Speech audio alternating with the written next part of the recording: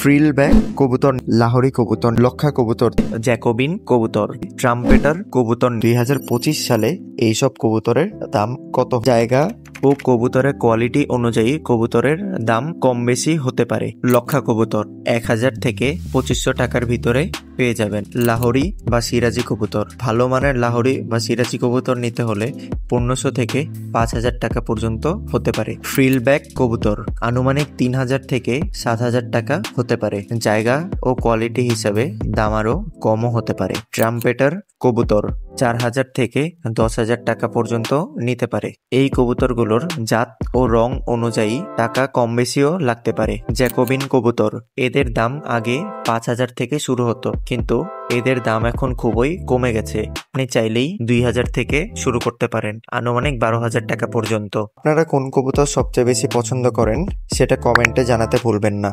ভিডিওটি ভালো লাগলে লাইক, শেয়ার এবং চ্যানেলটি সাবস্ক্রাইব করে পাশে থাকবেন।